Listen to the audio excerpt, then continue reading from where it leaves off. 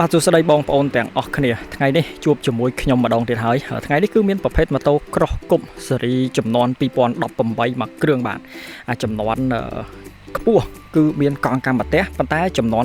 2018គេហៅថាចំនួនទី2ហ្នឹងគឺវាមានកាំរាយវិញបាទកាំរាយអញ្ចឹងហើយកាំរាយម៉ូតូនេះសួរថាវាល្អជាងអាកម្មប្រទេសរបៀបមិនដែរ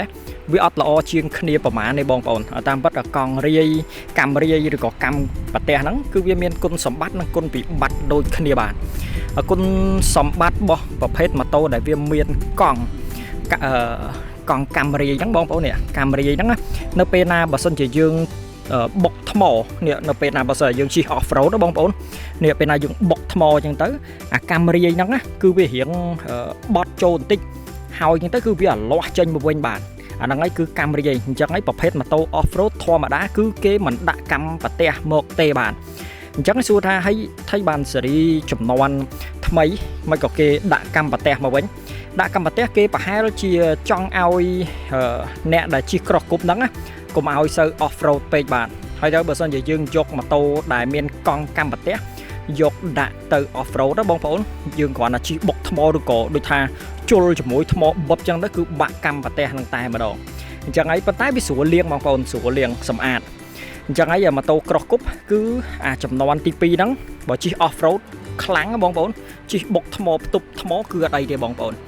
ហើយជាពិសេសម៉ូតូ cross គប់មកគ្រឿងនេះវិញគឺជាប្រភេទម៉ូតូនៅថ្មីស្អាតក្រាន់បើហើយមួយទៀតគឺមានគ្រឿងលេងបងប្អូនគ្រឿងលេងនៅកន្លែងណាដែរនេះគ្រឿងលេងបងប្អូននេះគេលេងអាគ្រឿងលេងនៅខាងដៃចង្កូតហ្នឹងច្រើនមែនតើបងប្អូនទី1គឺប្រដាប់កញ្ចប់ទូរស័ព្ទហើយបងប្អូនប្រហែលជាឆ្ងល់ហើយកញ្ចប់ទូរស័ព្ទដូចតែគ្នាហ្នឹងតែអត់ទេបងប្អូននេះបងប្អូនមើលឲ្យច្បាស់នេះអាកញ្ចប់ទូរស័ព្ទនេះពិសេសហ្នឹងបងប្អូនគឺនៅពេលណាបើសិនជាទូរស័ព្ទយើងដូច iPhone យើងគាត់ដាក់ភ្ជាប់ពីលើហ្នឹងអញ្ចឹងណាបងប្អូនវាឆាចឲ្យយកហ្មងគឺវាសាកថ្មឲ្យដល់លិចហ្មងប៉ុន្តែទូរស័ព្ទដែលដូចថា wireless charge គឺដាក់អត់បានទេបើសិនជាអត់មានគឺដាក់អត់បានទេប៉ុន្តែប្រភេទ iPhone តែជាពិសេសទូរស័ព្ទស៊េរីថ្មីទំនើបឥឡូវហ្នឹងណាគឺចូលចិត្តតែ wireless charge ហ្នឹងហើយបងប្អូនម៉ូតូនេះវាមាន thermos clock មួយដែរ thermos clock ហ្នឹងគឺបានន័យថាម៉េច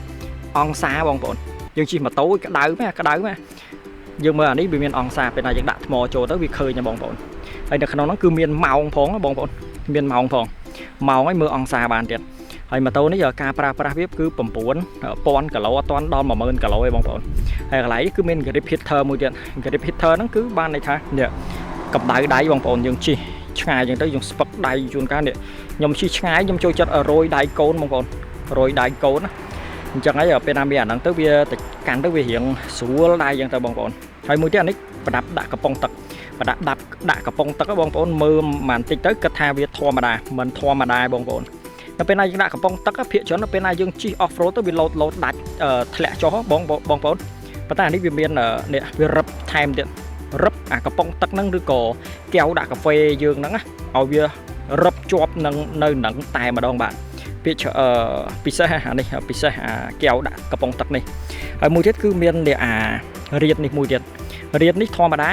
អានេះរៀនស្រីណាបងប្អូនមើលដែកកំពុងទីបរបស់វាបងប្អូនដែកកំពុងទីបរបស់អាម៉ូតូនេះគឺក្រាស់បងក្រាស់មែនតើអញ្ចឹងហើយមិនដែកយួនដែកឬក៏ដែកចិនអីទេអានេះដែកមែនតើបងប្អូនក្រាស់អញ្ចឹងអានេះគឺជាប្រភេទម៉ូតូ cross គប់ស៊េរីចំនួនទី2ចំនួនទី2ហ្នឹងចំនួនចុងក្រោយចំនួនទី3ហ្នឹងខ្ញុំមើលទៅរូបរាងដូចអត់ខុសគ្នាអីប្រហែលបងប្អូនខុសជាងគេខុសរឿងអាកង់ហ្នឹងតែម្ដងបាទ